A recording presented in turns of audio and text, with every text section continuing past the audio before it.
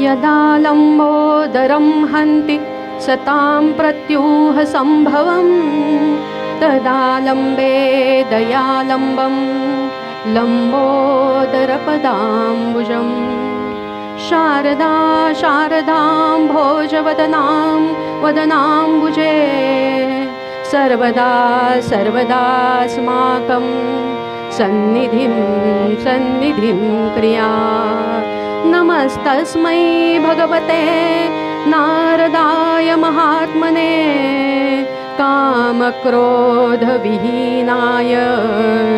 ऋषीणां प्रवराय च।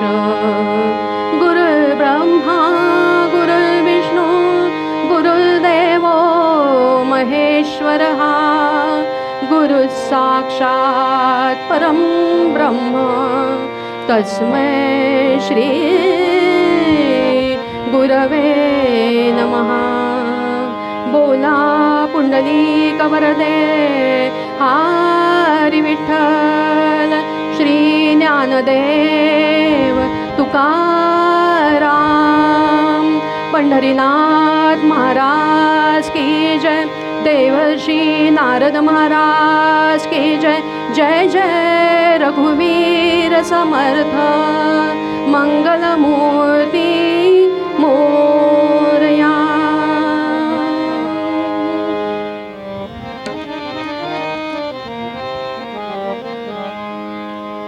जय जय राम कृष्ण हरी राजा राम। जय जय राम कृष्ण हरी राजा राम। जय जय राम कृष्ण हरी। नवनीरद सम नवनीत प्रिय नवनीरद सम नवनीत प्रिय नवल विनोद विहारी राजा राम। नवल विनोद विहारी राजा राम। जय जय राम कृष्ण हरी राजा राम। जय जय राम कृष्ण हरी। दुर्वासोनुत दुःख विमोचक दुर्वासोनुत दुःख विमोचक दुर्जन संगम हारी राजा राम। दुर्जन संगम हारी राजा राम। जय जय राम कृष्ण हरी राजा राम। जय जय राम कृष्ण हरी।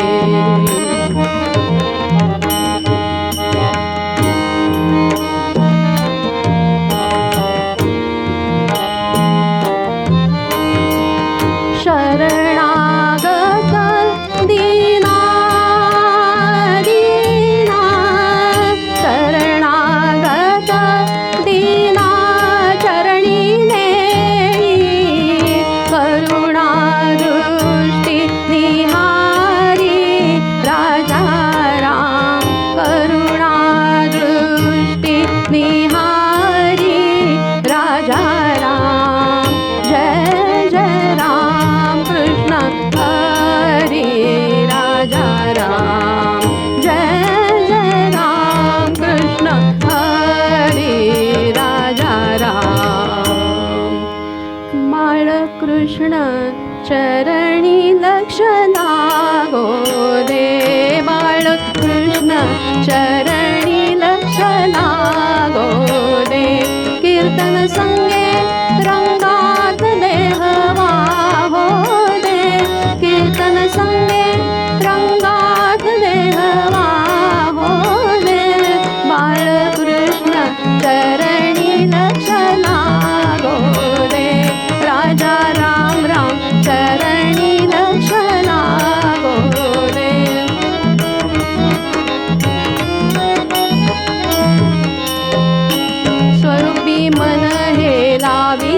सौख्य आम्हा हो स्वरूपी मन हे लाविता सौख्य आम्हा हो काम क्रोधादिक जाती निज धामा काम क्रोधादिक जाती निज धामा बाळकृष्ण चरणी लक्ष लागो दे बाळकृष्ण चरणी लक्ष लागो दे राजा राम राम चरणी लक्ष लागो दे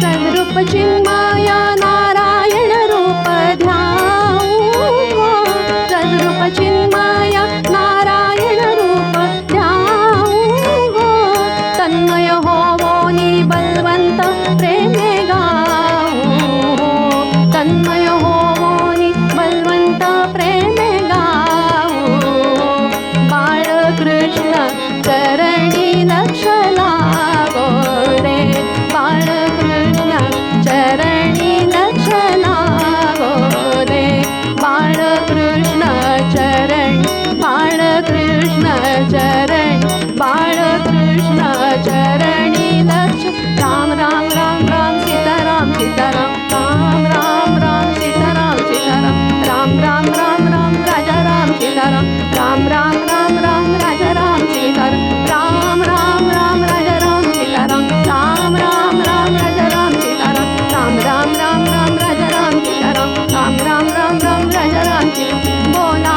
पुंडलिक वरदे हरी विठ्ठल श्री ज्ञानदेव तुकाराम पंढरीनाथ महाराज की जय देवर्षी नारद महाराज की जय जय जय रघुवीर समर्थ मंगलमूर्ती मोरया. नमस्कार. जुन्या विद्वान कीर्तनकारांच्या कीर्तनाच्या आनंदासह नवीन अनेकांना या कीर्तनाचं व्यासपीठ उपलब्ध करून देणारा एकमेव यूट्यूब चॅनल कीर्तन विश्व. या कीर्तन विश्वचा प्रकल्प 12 वर्ष चालणार आहे. पैकी 5 वर्ष पूर्ण झाली आहेत. अनेक नवीन कीर्तनकार, अनेक नवनवीन विषय, अनेक नवनवीन मालिका आपण त्यामध्ये सादर केल्या आहेत. तेव्हा हा प्रकल्प आता पूर्णत्वाकडे जाण्यासाठी शक्यतो जेवढी शक्य असतील तेवढी कीर्तनं आपण प्रायोजित करा असं आवाहन करतो. प्रायोजित करणं शक्य नसेल तर यथाशक्ती जी काही आपल्याला मदत करता येईल ती जरूर करा. आणि या आर्थिक मदतीबरोबरच आणखीन एक, आपल्याकडे जुन्या कीर्तनकारांच्या काही संहिता उपलब्ध असतील तरी आमच्याकडे पाठवा. कारण सगळ्या नवीन कीर्तनकारांच्यासाठी एक मोठी कीर्तन संहितांची बँक तयार करण्याचा सुद्धा आम्ही प्रकल्प करतो आहोत.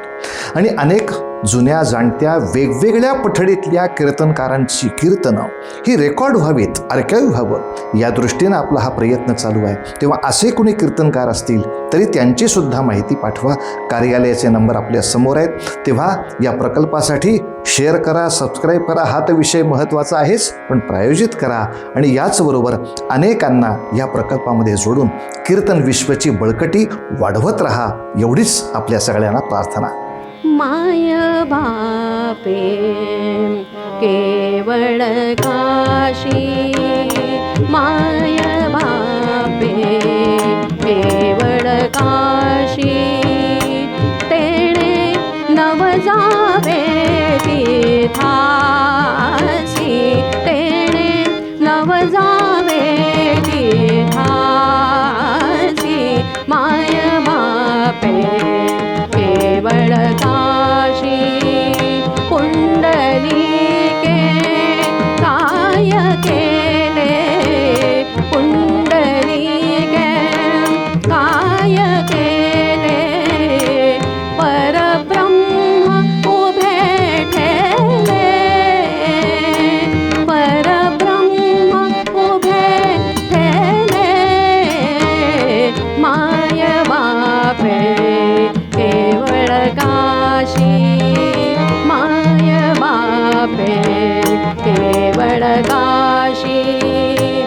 ऐसा होई सावधाना, ऐसा होई सावधाना, हृदय धरी नारायण, हृदय धरी नारायण, माय बापे केवळ काशी, माय बापे केवळ काशी, तुका म्हणे माय बापे, तुका म्हणे माय बापे, अवघी देवाची स्वरूपे, अवघी देवाची स्वरूपे, अवघी देवाची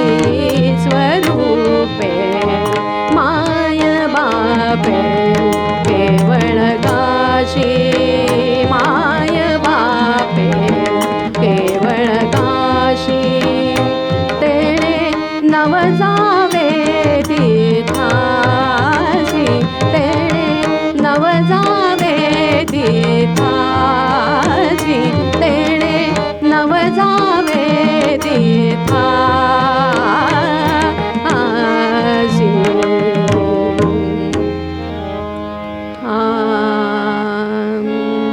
सर्वतीर्थमयी माता, सर्वदेवमय पिता, मातरं पितरं तस्मात् सर्वयत्नेन पूजये. बोला गोपाळ कृष्ण भगवान की जय. आज घेतलेल्या मूळ अभंगामध्ये मुकुटमणी, संतांचे जे मुकुटमणी आहेत ते तुकाराम महाराज आपल्याला सांगतायत, माय बाप, आई आणि वडील हेच आणि हेच केवळ काशी क्षेत्र आहेत आणि ते अव्हेरून आपण दुसरीकडे कुठेही जाऊ नका. अहो काय त्यांचा अधिकार, काय त्यांचा अधिकार. त्यांची वाणी अशी अभंग, त्यांची वाणी अशी अभंग की इंद्रायणीमध्ये ती बुडवली, इंद्रायणीमध्ये बुडवली आणि 7-8 दिवसांनी ती तशीच्या तशी वर आली. अहो इंद्रायणीला त्या तुकाराम महाराजांनी विचारलं, काय ग बाई तू अशी 7 दिवसांनी का दिलीस बरं. तेव्हा इंद्रायणी मातेने काय उत्तर दिलं, अहो माझ्या हातामध्ये आलेला जो मौलिक ठेवा होता, जे अभंग असं पराविद्येच्याही पलीकडे जाणारं जे ज्ञान होतं, ते मी आत्मसात न करता तुम्हाला दिलं असतं तर मग मला काय मिळालं असतं. मला तर एवढा आनंद झाला होता, मी ती सगळी वाचली, आत्मसात केली आणि आपल्याला परत केली. अशी ज्यांची साधना, असं ज्यांचं वैराग्य, असे ते तुकाराम महाराज, ज्यांचे अभंग अतिशय सरळ साधे, ज्यांचे अभंग अतिशय सरळ साधे, पण आशयगर्भ, कुठलाही अर्थालंकार नाही, कुठलाही काव्यालंकार नाही, पण तरीही तत्वज्ञानाच्या पुढे जाणारे, सगळ्या श्रुती स्मृती पुराणातील सर्व ज्ञान आपल्याला देणारे. अहो त्यांचं वर्णन मी माझ्या अल्पमतीने किती करावं बरं. मुकुटमणी संतांचा, मुकुटमणी संतांचा, शिव शिव तुकया म्हणून ये वाणी, नेले जडवैकुंठी, नेले जडवैकुंठी, विठ्ठल विठ्ठल म्हणून या वाणी, रामा राम राम हरे हरे, रामा राम राम राम रघुत्तम, रामा रामा. तर या अभंगात आपल्याला ते सांगतायत की आई आणि वडील हे केवळ आणि केवळ काशी आहे. तर आपले हे तुकाराम महाराज एकदा भंडारा डोंगरावर निघाले होते. भंडारा डोंगरावर निघाले होते, साधना करायला निघाले होते आणि वाटेमध्ये त्यांना एक दाम्पत्य भेटलं. एक दाम्पत्य भेटलं, बरोबर खूप सारं सामान होतं, धन धान्य, सगळी भांडी कुंडी सगळं होतं. तुकाराम महाराजांनी विचारलं, बुवा अहो कुठे निघालात एवढं सगळं घेऊन? तेव्हा ते म्हणाले, गृहस्थ अहो आम्ही काशी यात्रेला निघालेलो आहोत. काशी यात्रेला? का बरं? अहो काशी यात्रेला गेलं की केलेली सर्व पापं नाहीशी होतात आणि तो तिथला जो भैरव आहे ना, तो आपण केलेली सगळी पापं भोगतो. असं काशीला निघालात? पण मग आपले आई वडील त्यांना नाही घेतलं बरोबर? नाही, आई वडील घरी आहेत, ते तसं बघू शकतात, त्यांचं ते आता बघतील त्यांचं. पण आम्हाला काशीला जायचं आहे आणि लांबचा पल्ला आहे खूप, तर म्हणून हे सगळं धनधान्य. अहो त्यावेळेला आपल्यासारख्या पर्यटन संस्था नव्हत्या हो, की विमानाने गेलं तर एवढं पॅकेज, रेल्वेने गेलं तर एवढं पॅकेज, डिलक्स रूम, साधी रूम, असं काही नव्हतं ना. तेव्हा असं सगळं घेऊन जायला लागायचं. तर आम्ही असे काशीला निघालो आहे आणि आता तिथे गंगेच्या तीरावर आम्हाला काय होईल सांगता येत नाही. मध्ये काय होईल, तेव्हाचा काळ फार वाईट होता, परकीयांचं आक्रमण व्हायचं, काय होईल सांगता येत नाही. पण त्या काशी विश्वेश्वराचं दर्शन आम्हाला व्हावं आणि आमची सारी पापं धुवून निघावीत आणि त्या गंगेच्या तीरी आम्हाला मरण यावं एवढीच सदिच्छा आपण करा. प्रत्येक माणसाची कशी इच्छा असते बघा. प्रत्येक माणसाला स्वतःची पापं, म्हणजे पापं तर करतात पण पापाचं फळ नको असतं, आणि पुण्य खरं तर करायला पाहिजेत पण पुण्य करायची नसतात, त्याची इच्छा होत नाही पण त्याचं फळ मात्र हवं असतं. पण मग त्या पापाचं प्रायश्चित्त करायचं तर अनेक प्रायश्चित्त सांगितलेली आहेत. तर विद्वानांनी त्यातलं एक तीर्थयात्रा सांगितलं आहे, म्हणून हे तीर्थयात्रेला निघालेत. म्हणून माणसाची मूळ प्रवृत्ती कशी?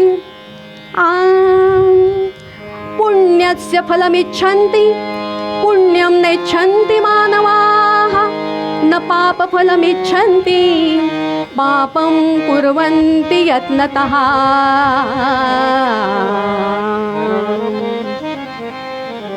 तुकाराम महाराजांनी हे ऐकलं. ते म्हणाले, आपण म्हणता ते बरोबर आहे, पण मी काय म्हणतो, आपण जर काशीला नाही गेलात तर नाही का चालणार? बुवा हो असं काय बोलताय, आम्ही एवढे सगळी तयारी करून चाललोय काशीला, आपण असं का बोलताय? नाही, मला असं म्हणायचं आहे, तर खरं काशी तीर्थ हे तुमच्या घरी आहे. खरं काशी तीर्थ हे तुमच्या घरी आहे. तुम्ही त्यांची जरी सेवा केली तरी काशीला गेल्यानंतर जे पुण्य आपल्याला प्राप्त होईल ते तुम्हाला मिळेल. त्याच्यासाठी इतकी दगदग करून, एवढा लांबचा पल्ला गाठून तिकडे जायची काही गरज नाही. अहो स्वतः तुकाराम महाराजांनी असं सांगितलंय, नव जावे तीर्थासी. मग तुकाराम महाराजांसारखे एवढे मोठे संत ते आपल्याला असं काही सांगतील का? ते असं शास्त्राविरुद्ध सांगतील का? आपण म्हणाल याला प्रमाण काय, तुकाराम महाराजांनी असं कसं सांगितलं? श्री वाल्मिकी रामायणातला प्रसंग. निश्चय झाला आणि श्रीरामचंद्र वनवासाला निघाले. आणि ही वार्ता ऐकल्याबरोबर सीता मातोश्री धावत धावत आलेल्या आहेत, श्रीरामचंद्रांच्या पायावर कोसळल्या आहेत आणि म्हणतायत, रामराया अहो जिच्याशी आपला कुमारावस्थेमध्ये विवाह झाला आहे तिला सोडून आपण चालला. आपण जर मला इथे सोडून गेलात तर एक तर मला त्या भरताची आज्ञा पाळत इथे राहायचं नाही, आणि जेथे राघव तेथे सीता, आपण जिथे असाल तिथेच मी येईन. श्रीरामचंद्र म्हणाले, शुभानने अगं जनकनंदिनी, जोपर्यंत मला हे माहीत नव्हतं, मला हे ज्ञात नव्हतं की तुझीही त्या अरण्यात माझ्याबरोबर याची तयारी आहे, तोपर्यंत मी तुला म्हणणं की तू माझ्याबरोबर वनात चल हे चुकीचं होतं, म्हणून मी तुला काही बोललो नाही. पण तिथे होणारे जे कष्ट आहेत, अगं काट्यातून चालावं लागेल, अगं जंगली श्वापदा असतील, ते तुला चालेल का? आपण जिथे असाल, अहो स्वामी, आपण जिथे असाल तोच माझा स्वर्ग, म्हणून मी आपल्याबरोबर येणार, आणि आपण जर मला नेलं नाहीत तर मी इथल्या इथे प्राण त्याग करीन. ठीक आहे, रामचंद्र म्हणाले, ठीक आहे, जशी संज्ञा सूर्यानुगामिनी असते तशी तू माझ्याबरोबर चल, त्या वनामध्येही आपण त्या श्रेष्ठ धर्माचं पालन करून राहूयात. हां, पण एक लक्षात ठेव, जर का तुला असं वाटत असेल की तू मला म्हणतेस की मी पण तुमच्याबरोबर वनात येते, तर त्या कारणामुळे जी पित्यानी मला जी आज्ञा केली आहे, माझ्या मातेची जी इच्छा आहे की मी वनवासाला जावं, ती मी मोडेन असं मात्र समजू नकोस. कारण माता पित्याची आज्ञा पाळणं म्हणजेच पुत्राचा सर्वश्रेष्ठ धर्म आहे. कारण माता पिता आणि गुरु यांच्यासारखं सर्वश्रेष्ठ दैवत दुसरं कोणीही नाही.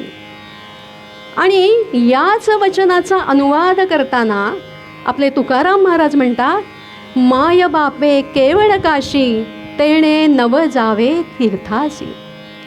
अहो, एवढंच नाही, आपली माऊली ज्ञानेश्वर माऊली, ज्यांच्या भागवत धर्माच्या पायावर तुकाराम महाराज कळस झाले, त्यांनी शारीर तापाचं वर्णन करताना काय सांगितलंय बघा. सकल तीर्थांची धुरे, जिये का माता पितरे, तया सेवेसी तीर शरीरे, लोण की जय.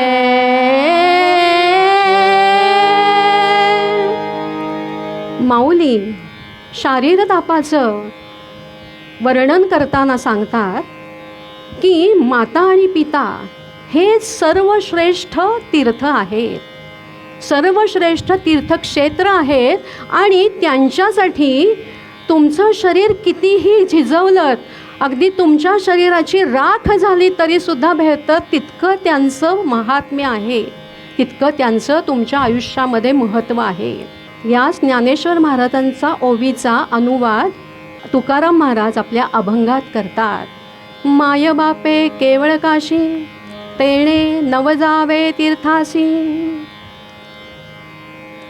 एकदा युधिष्ठिर पितामहांकडे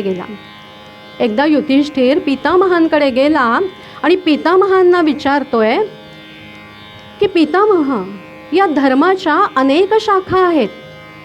धर्मच धर्माबद्दल विचारतोय बरं का. धर्माच्या अनेक शाखा आहेत, त्यातला कुठला धर्म सर्वश्रेष्ठ आहे की ज्याच्यामुळे मला मोक्ष मिळू शकेल, किंवा ज्याच्यामुळे चारही पुरुषार्थ मला साध्य होतील. तेव्हा पितामह म्हणाले, आता या पितामहांचा अधिकार सुद्धा बघा. पितामहांनी, भीष्माचार्यांनी स्वतःच्या पित्यासाठी आजन्म ब्रह्मचर्य पत्करलं आणि एवढ्या मोठ्या राज्याचा त्याग केला. ते म्हणतायत, युधिष्ठिरा ऐक, त्या पित्यानं आज्ञा केली आणि तो पुत्र विचारात पडला. तो विचार करतोय की जर पित्याची आज्ञा आपण पाळावी तर तो अधर्म होईल.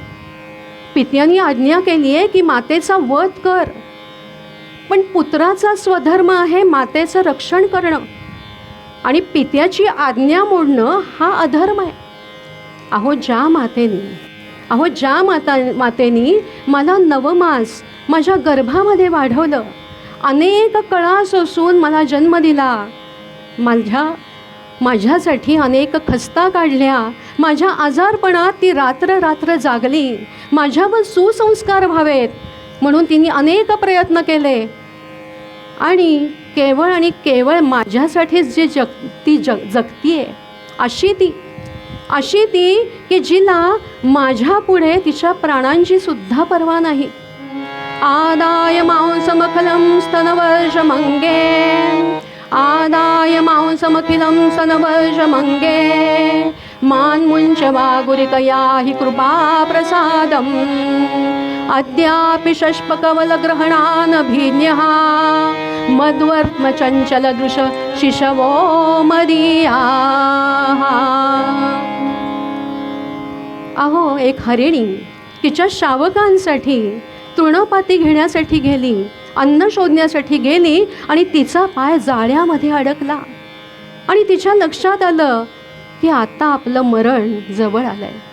आणि ती त्या व्याधाला अतिशय कळवळून सांगतेय की अरे व्याधा, मला माहिती आहे की माझ्या मांसावर तुझा पूर्ण अधिकार आहे, माझ्यावर तुझा पूर्ण अधिकार आहे, पण माझी जी छोटी छोटी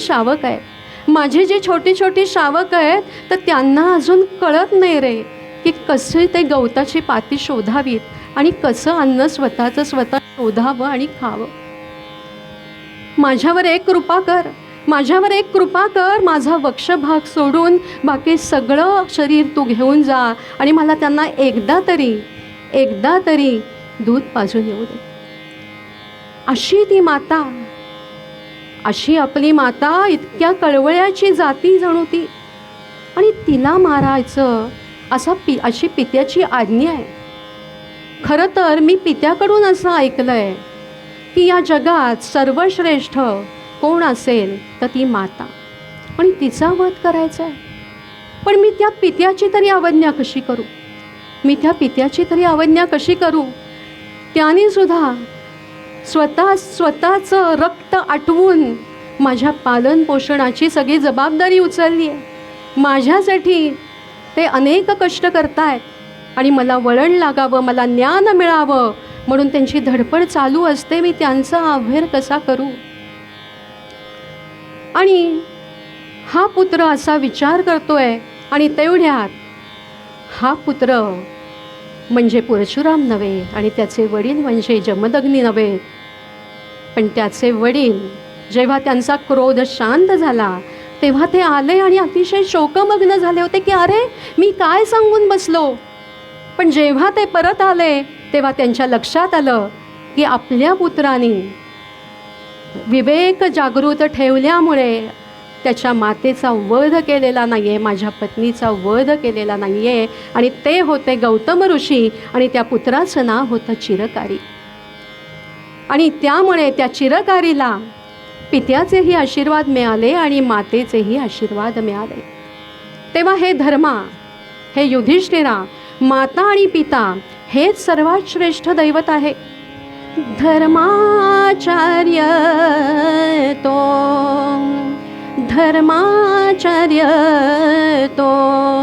श्रेष्ठ श्रोत्रियांसी, धर्माचार्य तो श्रेष्ठ श्रोत्रियांसी, दशगुण ऐसी शातवाणी, दशगुण ऐसी शातवाणी, तयाहुनी श्रेष्ठ शतगुण पिता, तयाहुनी श्रेष्ठ शतगुण पिता, मातेची योग्यता काय वर्णो, मातेची योग्यता काय वर्णो, धर्माचार्य तो ज्येष्ठ श्रोत्रियांचे, धर्माचार्य तो श्रेष्ठ श्रोत्रियांचे, श्रेष्ठ श्रोत्रियांचे, श्रेष्ठ श्रोत्रियांचे. हे झालं महाभारतातलं अजून एक पुराण. आणि आपल्या तुकाराम महाराजांनी याच्यामध्ये आपल्याला परिचित असलेलं पुंडलिकाचं उदाहरण दिलं. ते म्हणतात की पुंडलिकाने केवळ मातृपितृचरण सेवेने ते जे भूवैकुंठ होतं ते त्या पंढरीमध्ये आणलं आणि तो द्वारकेचा राणा तिथे अजूनही त्याच्याच या सेवाभावी रूपी विटेवर आजही उभा आहे. अहो, त्या पुंडलिकाने काही तीर्थयात्रा केल्या नव्हत्या का? पण हे फळ त्याला कशामुळे प्राप्त झालं तर माता पित्यांची सेवा त्याने जी केली त्याच्यामुळे ते प्राप्त झालं. आणि म्हणूनच तुकाराम महाराज म्हणतात, ऐसा होई सावधान हृदयी धरी नारायण. म्हणून हे सामान्य जन हो, तुम्ही सावध राहा.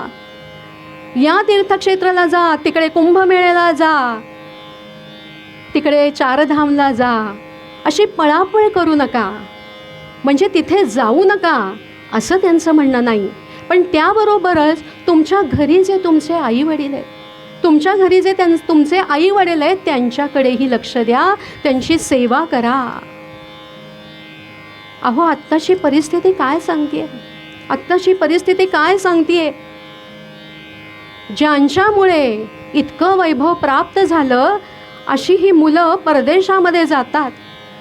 अहो, आईवडिलांनी कर्ज काढून त्यांना शिकवलेलं असतं, पण ते परदेशात जातात आणि जेव्हा मातापित्यांचा मृत्यू होतो तेव्हा काय कळवतात तो फोन करून?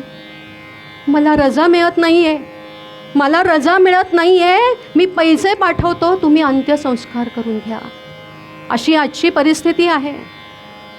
अहो, मोबाईलवर तासनतास बसायला आत्ताच्या मुलांना वेळ असतो. इंस्टाग्रामवर रील्स बघतील, पण 5 मिनटं येऊन आईवडिलांशी बोलण्यासाठी मात्र त्यांना वेळ नसतो. आपले भगवान रामचंद्र त्यांनी रावणाला मारून ती लंका जिंकली, पण त्यांचं जे वचन आहे, जननी जन्मभूमीश्च स्वर्गादपि गरीयसी, आपली जी जन्मभूमी आहे, आपली जी भारत माता आहे, ती ही तेवढीच श्रेष्ठ आहे आणि तिचा विकास करणं आणि तिच्यासाठी आपला देह झिजवणं हाही आपला स्वधर्म आहे. काय म्हणाले तर श्रीराम? अहो, ती स्वर्गा इतकी सुंदर असेल, अहो ती सोन्याची असेल, पण मला प्रिय कोण आहे तर माझी जननी, म्हणजे माझी माता आणि माझी मातृभूमी. आज अनेक वृद्धाश्रम निघालेत. खरं सांगायचं तर आपल्या भारतीय संस्कृतीसाठी ही किती खेदाची गोष्ट आहे. भलेही त्यांचं त्या वृद्धाश्रमाचं नाव मातोश्री असू देत, नाही तर निवारा असू देत, पण तो खरा निवारा आहे का? अहो, तुम्ही पैसे देऊन तो निवारा त्यांना दिलात तरी तो त्यांना सुखी ठेवणार आहे का? आणि या आत्ताच्या परिस्थितीकडे खरं तर तुकाराम महाराजांनी हा अभंग किती वर्षापूर्वी लिहिला आहे, पण तरीही आत्ताच्या परिस्थितीतही तो आपल्याला कसं जगायला पाहिजे, आपल्या माता पिता जे आपल्यासाठी एवढे काबाड कष्ट करतात, आपल्यासाठी राबतात. अहो, कित्येक वडील असे बघितलेत, स्वतः सायकलवर उन्हातानामध्ये नोकरीला जातात, पण मुलाच्या हट्टासाठी त्याला बाईक घेऊन देतात, पण तरीही त्या मुलांना त्या वडिलांची किंमत नसते, त्या आईची किंमत नसते. आणि हा जो विषय आहे तो आत्ताच्या काळामध्ये अतिशय महत्त्वाचा आहे. आपण आपल्या आईवडिलांकडे लक्ष देण्याची खूप गरज आहे, त्यांच्यावर प्रेम करण्याची गरज आहे, त्यांची सेवा करण्याची गरज आहे. त्यांना खरी जेव्हा आपली गरज असते ना, तेव्हा जर आपण त्यांच्याजवळ नसू तर आपला हा जन्म वाया गेला असं म्हणता येईल. आणि म्हणूनच तुकाराम महाराज शेवटच्या चरणामध्ये म्हणतात, माय बापे केवळ काशी तेणे नव जावे तीर्थासी. आणि तुका म्हणे माय बापे सारी देवाचीच स्वरूपे. 2 अर्थ काढता येतील. माय बापे केवळ काशी म्हणजे माय बाप हीच केवळ काशी, त्या काशीला मी काशी मानायला तयार नाही. किंवा माय बाप आई वडील हे दुसरे तिसरे कोणी नाहीत तर ते म्हणजेच काशी. असे दोन्ही अर्थ याच्यातून काढता येतील. आणि दोन्ही अर्थ खरं तर अनुकरणीय आहेत, अनुसरणीय आहेत. आणि सूत्रश्लोकामध्ये व्यास महर्षी पद्मपुराणामध्ये आपल्याला हेच सांगतात की सर्व तीर्थांपेक्षा श्रेष्ठ किंवा सर्व तीर्थां इतकीच पूजनीय माता आहे, सर्व तीर्थमयी माता, सर्व देवमय पिता, सगळ्या देवां इतकेच श्रेष्ठ आपले वडील आहेत. आणि सगळे पूर्ण अथक प्रयत्न करून केवळ आणि केवळ त्यांची पूजा करा, त्यांची सेवा करा. आणि असं केलं तर तुम्हाला खरा धर्म, तुम्ही खरा पुत्रधर्म पाळलात असं होईल आणि त्या भगवंताची खरी कृपा तुमच्यावर होईल. आणि म्हणूनच मूळ अभंगामध्ये तुकाराम महाराज म्हणतात, माय बापे केवळ काशी, माय बापे केवळ काशी, तेणे नव जावे तीर्थासी, तेणे नव जावे तीर्थासी, माय बापे केवळ काशी.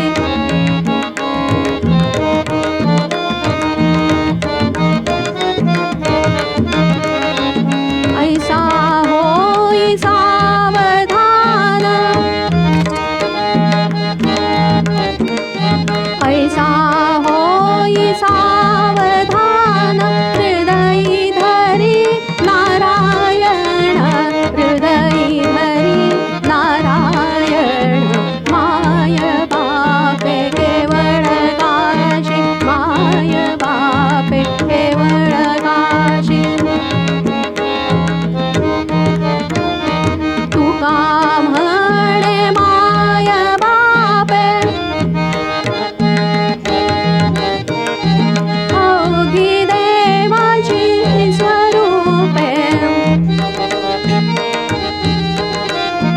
तुका म्हणे माय बापे अवघी देवाची स्वरूपे, अवघी देवाची स्वरूपे, माय बापे केवळ काशी, माय बापे केवळ काशी, माय बापे केवळ काशी.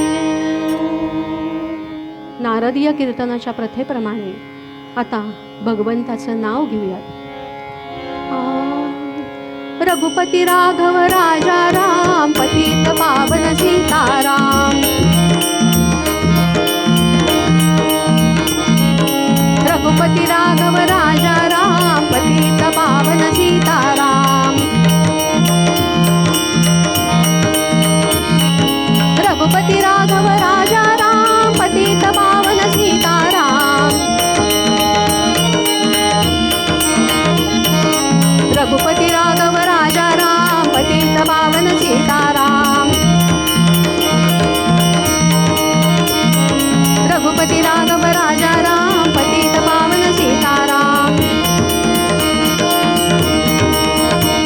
बोला पुंडलिक वरदे हरी विठ्ठल, श्री ज्ञानदेव तुकाराम, पंढरीनाथ महाराज की जय, देवर्षी नारद महाराज की जय. जय जय रघुवीर समर्थ, मंगलमूर्ती मोरया.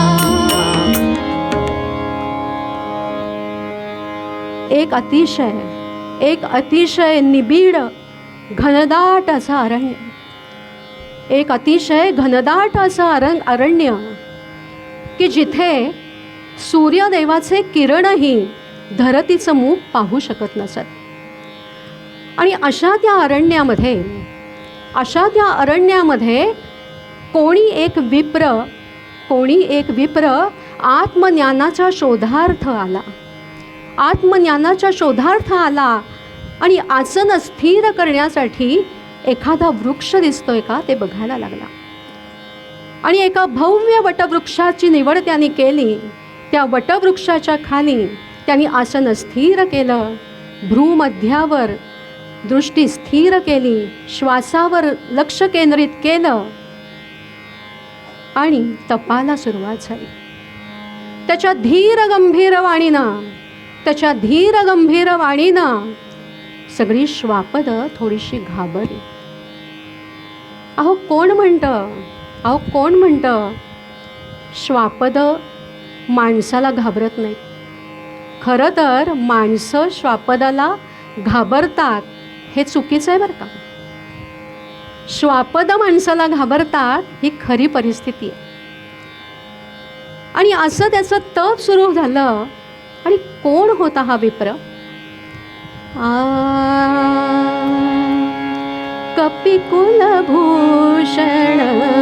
पिप्पल नामे, कपिकुलभूषण पिप्पल नामे, विप्रदशारण्यात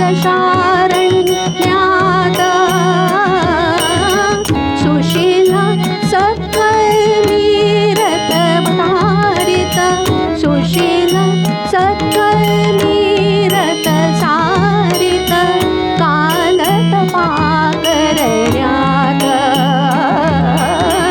कालतपा करण्यात.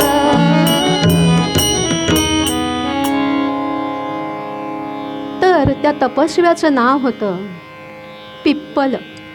कपिकुलातला हा पिप्पल नावाचा जो तपस्वी होता त्याने अशी तपस्या सुरू केली. त्याने अशी तपस्या सुरू केली. हळूहळू केवळ वायुभक्षण सेवन करून राहत होता. हळूहळू त्याची काया क्षीण व्हायला लागली, पण मुखावरचं तेज मात्र वृद्धिंगत व्हायला लागलं.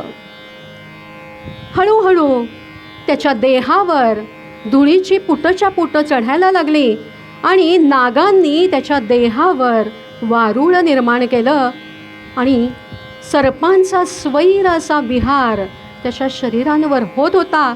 स्वभावाप्रमाणे ते सर्प त्याला दंशही करत, पण तरीही तो चळला नाही, तो ढळला नाही, कारण तो देहस्थितीवर नव्हताच. आत्मज्ञानामध्ये, आत्मानंदामध्ये, त्या तपामध्ये तो निमग्न होऊन गेला होता. वाढे वल्मिक देह भाग धरुनी कृष्णोरगे दंशिले, वेढीले छळिले परी न चचळे, शांत्यमृता पाशिले. ऐसा तो मुनी देह संग करुनी, नागांस संतुष्टता झाली प्राप्त सुदिव्यती तदुहित्या, सत्संगती लाभता, सत्संगती लाभता. अहो, त्या सर्पांना सुद्धा त्याच्या त्या तपाच्या तेजामुळे दिव्य देह प्राप्त झाले. अहो, एवढंच नाही, त्या वनामध्ये जी श्वापद विहार करत होती ती सुद्धा त्यांचं जे अंगभूत वैर होतं ती विसरून गेली. आत्ता म्हणतात ना ते पॉझिटिव्ह व्हाइब्स, तशी सकारात्मक ऊर्जा त्या पूर्ण वनामध्ये निर्माण झाली आणि त्या वनाचं तपोवन झालं. काय परिस्थिती होती त्या वनामध्ये? वृक मृग करी हरी उरग शिखंडी, वृक मृग करी हरी उरग शिखंडी, व्याघ्रवत्स नीलगैया, अरुबक शुक पिक हंस शेन संग, अरुबक शुक पिक हंस शेन संग, विहरत है एकठैया, साधुजी राजा राम कहोजी, साधुजी राजा राम.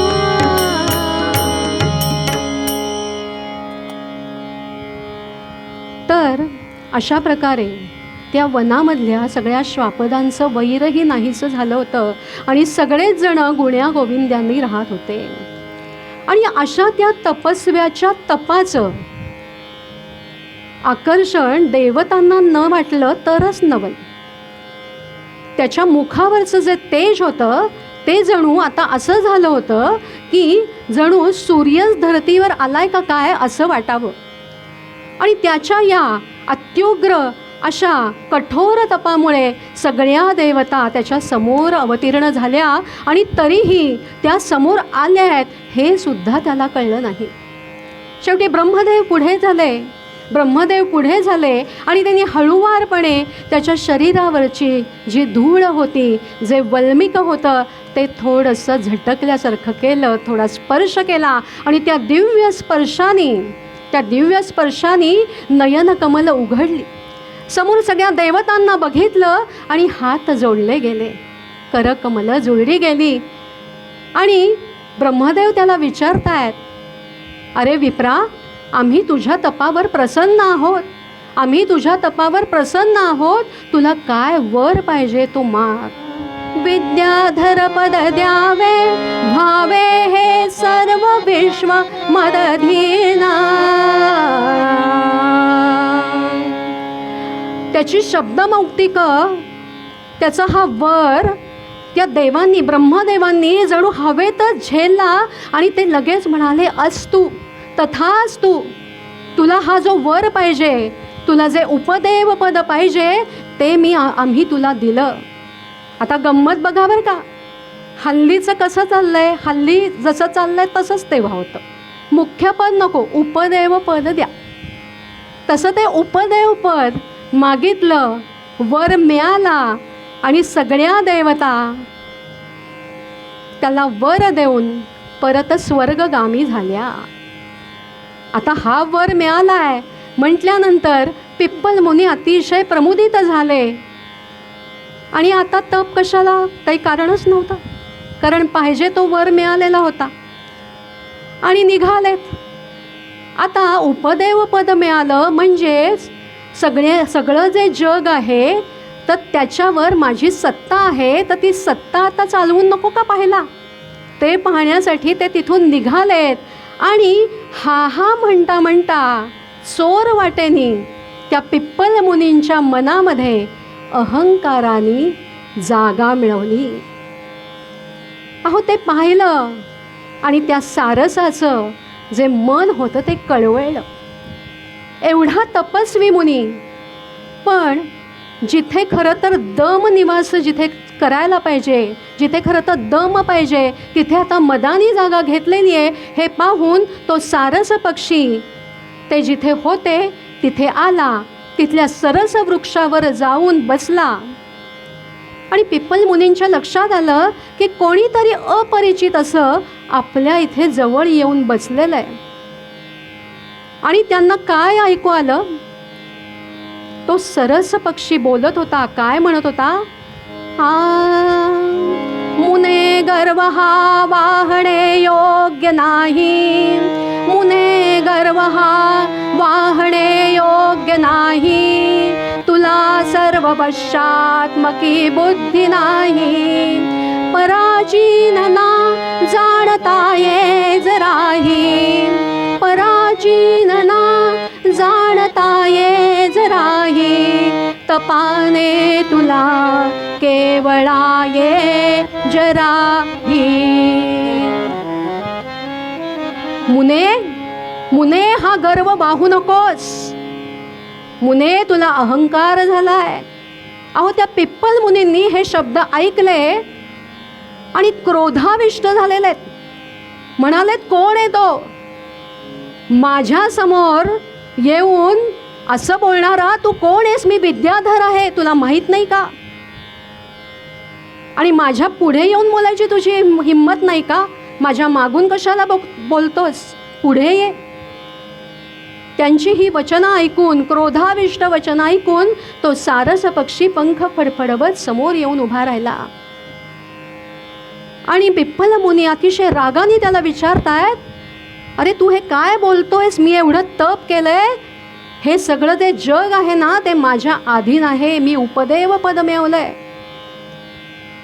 ते सगळं ठीक आहे मुनिवर, ते सगळं ठीक आहे मुनिवर, पण एवढं तप करून सुद्धा आपल्याला सर्व वशात्मकी सिद्धी आपण जाणलेली नाही. आपल्याला फक्त अर्वाची ज्ञान झालेलं आहे, ते पराचीन ज्ञान आपल्याला अजूनही ज्ञात नाही.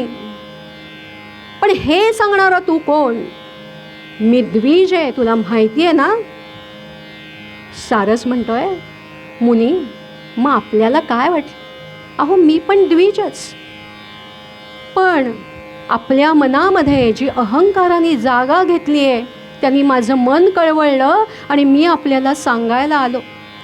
आणि हे शब्द ऐकले आणि मुनींच्या डोळ्यातून आसमांच्या धारा सुरू झाल्या, त्या धरती मातेला अभिषेक सुरू झाला आणि ते कळवळून विचारतायत, मग असा कोण आहे की ज्याला सर्व वश्यात्मकी सिद्धी प्राप्त झालेली आहे? कोण आहे मला तू सांग, मी त्याच्याकडे जातो आणि ते सर्व वश्यात्मकी सिद्धी म्हणजे आहे तरी काय हे सुद्धा मला कळू दे.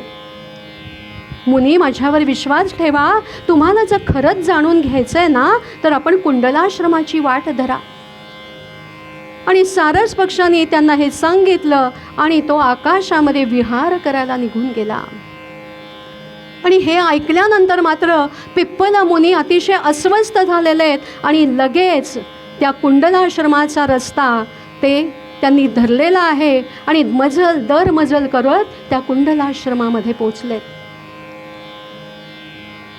त्यांनी विचारून घेतलं होतं त्या सारसाला, ठीक आहे कुंडलाश्रमात जा तू म्हणतोयस, पण तिथे कोण आहे असा की ज्याच्याकडून मी ही सगळी विद्या घ्यावी? तेव्हा सारसाने काय सांगितलं होतं माहिती आहे? सारस म्हणाला होता,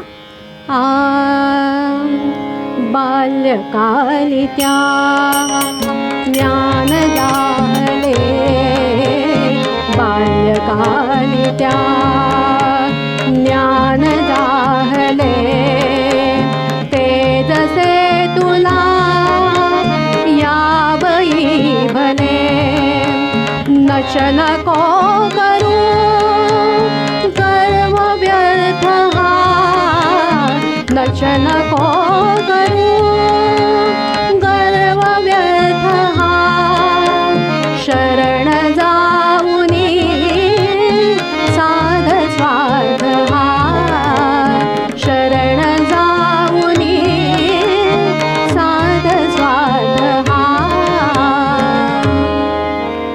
आणि म्हणून ते असे कुंडलाश्रमाकडे निघाले. तिथे त्या कुंडलाश्रमामध्ये पोचले आणि समोरचं दृश्य पाहून ते थक्क झाले. कारण त्या सारसानी ज्या कुमाराबद्दल सांगितलं होतं, तो कुमार त्या आश्रमामध्ये त्याचं काम करण्यामध्ये अतिशय व्यग्र होता. अहो काय करत होता माहितीये?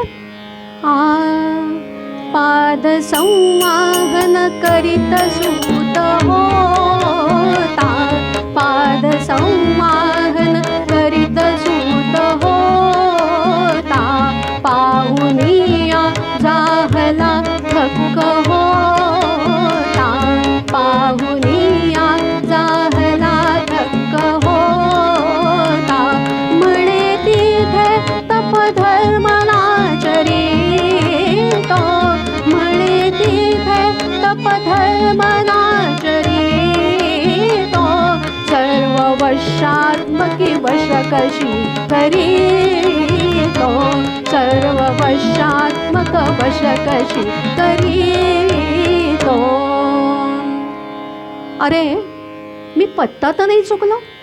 हा जो कुमार आहे तो एक तर अतिशय लहान दिसतोय आणि हा तर काही धर्मग्रंथ वाचताना दिसत नाहीये, ध्यान करताना दिसत नाहीये, कुठल्या देवाची पूजा करताना दिसत नाहीये.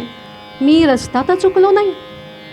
खरं तर त्या पुत्राला लक्षात आलं होतं की आपल्या आश्रमाच्या दाराशी कोणीतरी आलंय, पण तो व्यग्र होता त्याच्या कार्यात की ते कार्य सोडून बाहेर येणं त्याला शक्य नव्हतं. कारण तो त्याच्या आईवडिलांचे पाय चेपत होता. तो त्यांच्या आईवडिलांचे पाय चेपत होता. आणि या पिप्पल मुनींनी बघितलं, त्यांना वाटलं रस्ता चुकला म्हणून ते परत फिरणार. तेवढ्यात सुकर्मा दारापाशी आला, त्या आश्रमाच्या द्वारापाशी आला. कारण आईवडिलांना आता झोप लागली होती आणि तो म्हणतोय त्या पिप्पल मुनींना, अहो मुनी कुठे चाललात? त्या सारसाने आपल्याला पाठवलं ना इकडे. सर्व वश्यात्मकी सिद्धी काय असते हे आपल्याला जाणून घ्यायचं आहे ना, म्हणून तर आपण आलात ना. हो मी इथे आलोय खरा. त्या कुमारांनी त्याला बसायला आसन दिलं, त्या ऋषींना, त्या मुनींना शीतजल दिलं. आणि ते विचारतायत की पण तुला कसं कळलं की त्या सारसानी मला पाठवलंय? अहो आपण उपदेव आहात, अहो, आपण उपदेव आहात तरी आपल्याला कळलं नाही की तो सारस कोण होता ते. अहो, तो सारस म्हणजे खरं तर ब्रह्मदेव होते. आपल्याला उपदेव तर नाही दिलं, आपल्याला विद्याधर पद तर दिलं, पण आपली विद्या धड आहे का नाही ते बघायला ते आले होते. ही जी सर्व वश्यात्मकी सिद्धी आहे ती काय आहे, तर आपण आत्तापर्यंत जी जाणली ती फक्त अर्वाचीन सिद्धी ती आपल्याला मिळाली आहे. म्हणजे सगळं भौतिक सुख कसं मिळवायचं ही सिद्धी आपल्याला मिळाली आहे. खरी पराचीनता जी आहे किंवा पराचीन ज्ञान जे आहे ते कसं असतं ते मी आत्ता आधी आपल्याला दाखवतो आणि मग कसं मिळवलं ते आपल्याला सांगतो.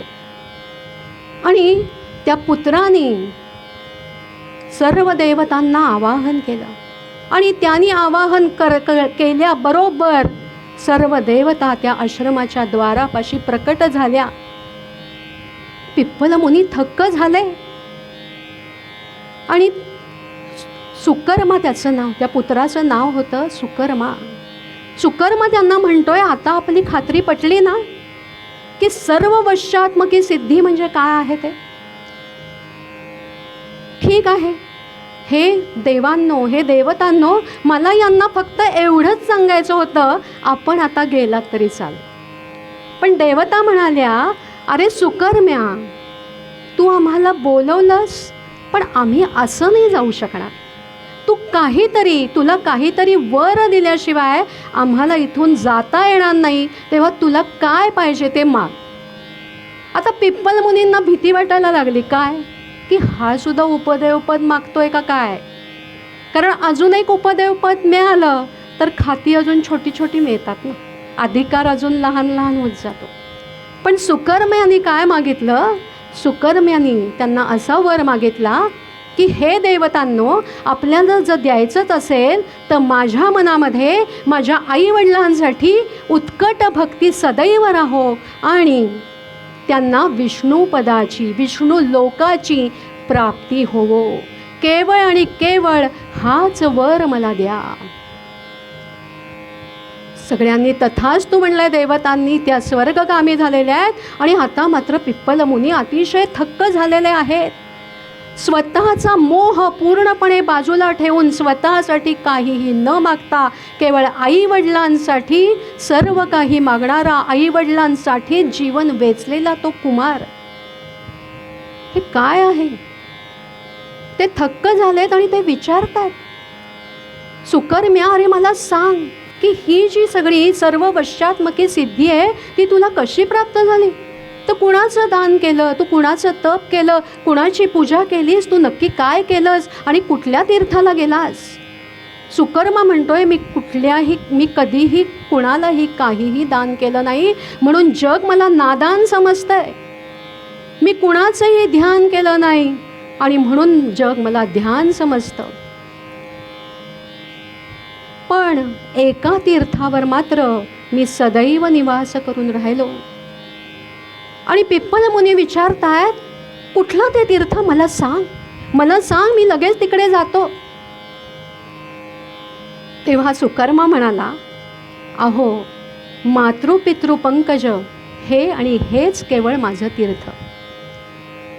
फक्त आणि फक्त आई वडिलांच्या चरणाची सेवा हे एकच तीर्थ किंवा आई वडील हे एकच तीर्थक्षेत्र आहे असं मी मानलं आणि जीवनभर आत्ताच्या या क्षणापर्यंत मी केवळ आणि केवळ त्यांचीच सेवा केली, त्यांचीच भक्ती केली आणि केवळ त्यामुळेच मला या सिद्धी प्राप्त झालेल्या आहेत. आणि जर आपल्याला या सिद्धी प्राप्त करून घ्यायच्या असतील तर आपणही आपल्या घरी जा, आपल्या आईवडिलांची सेवा करा आणि केवळ त्या एकाच कृतीने आपल्यालाही सर्व वश्यात्मकी सिद्धी प्राप्त होईल आणि आपल्यालाही पराचीन जाणता येईल. आणि आपल्या मनातला हा जो अहंकार आहे ना की मला सर्व काही कळतं, माझ्या ताब्यात सर्व काही आहे, हे सर्व हा अहंकार त्याचा निराशही त्याच्यामुळेच होईल. आणि म्हणूनच हाच पुराणातला हा जो प्रसंग होता तो बहुतेक आपल्या तुकाराम महाराजांच्या डोळ्यांसमोर आला असावा आणि त्यांनी हा अभंग त्यामुळेच त्याच पुराणातल्या कथेवरून लिहिला असावा. आणि त्या अभंगामध्ये तुकाराम महाराज म्हणतात, माय बापे केवळ काशी, माय बापे केवळ काशी, तेणे नव जावे तीर्थासी, तेणे नव जावे तीर्थासी. माय बापे केवळ काशी, माय बापे केवळ काशी, तेणे नव जावे तीर्थासी, तेणे नव जावे तीर्थासी. माय बापे केवळ काशी, माय बापे केवळ काशी, तेणे नव जावे तीर्थासी, तेणे नव जावे तीर्थासी, तेणे नव जावे तीर्थासी, तेणे नव जावे तीर्थासी. हे जे कीर्तन विश्व आहे, हे जे कीर्तन विश्व आहे, त्यांनी अनेक नवोदित कलाकारांना, नवोदित कीर्तनकारांना अतिशय उत्तम अशी कीर्तन करण्याची संधी प्राप्त करून दिलेली आहे. तर सगळ्यांना अतिशय कळकळीची विनंती आहे की हे कीर्तन विश्व हे जे यूट्यूब चॅनल आहे ते आपण सबस्क्राईब करा, म्हणजे नवीन येणाऱ्या कीर्तनांची लिस्टही किंवा कीर्तनांची माहिती आपल्याला मिळेल. आणि ही जी कीर्तनं आहेत तर त्यांनाही आपण प्रायोजकत्व जर दिलं, आपण स्पॉन्सर केलं, तर या कीर्तन विश्व ही जी गुढी घेतलेली आहे ती गुढी अशीच उंच आणि उंच फडफडत राहील किंवा उभारली जाईल. तेव्हा आपण सर्वांनी कृपा करून या कीर्तन विश्वाला नक्की सबस्क्राईब करा, नक्की सढळ हाताने मदत करा, हीच विनंती. उपासनेला दृढ चालवावे, भूदेव संतांसी सदा नमावे, सत्कर्मयोगे वय घालवावे, सर्वान्मुखी मंगल बोलवावे. जय जय रघुवीर समर्थ. हे कीर्तन आपल्याला कसं वाटलं? आपला अभिप्राय जरूर कळवा. हे कीर्तन लाईक करा, शेअर करा. अधिकाधिक लोकांपर्यंत ही कीर्तनाची परंपरा पोहोचण्यासाठी आम्हाला सहकार्य करा. कीर्तन विश्व हे यूट्यूब चॅनल गेली 4 वर्ष अव्याहतपणे सुरू आहे. आपल्या सर्वांच्या मदतीनं, सहकार्यानं कीर्तन विश्व यूट्यूब चॅनल अधिकाधिक लोकांपर्यंत पोहोचत आहे, लोकप्रिय होत आहे. मी आपल्या सगळ्यांना विनंती करतो की आपल्या क्षमतेप्रमाणे आपण प्रत्येकानं किमान एक तरी कीर्तन प्रायोजित करा. 61 साजरी करत असताना, 75 साजरी करत असताना, घरात नवीन बाळाचा जन्म झालाय, बारसं झालंय, कुठल्या तरी निमित्तानं कुलदेवताचे आशीर्वाद आपल्याला प्राप्त व्हावे, अशा वेगवेगळ्या निमित्तानं एक तरी कीर्तन प्रायोजित करा आणि या कीर्तन विश्व प्रकल्पाला सहकार्य करा. हे एक ईश्वरी कार्य आहे. आपण सगळ्यांनी याच्यामध्ये सहभागी व्हावं आणि या परंपरेचं जतन करावं, संरक्षण करावं आणि संवर्धन करावं, अशी मी आपल्या सगळ्यांना विनम्र प्रार्थना करतो.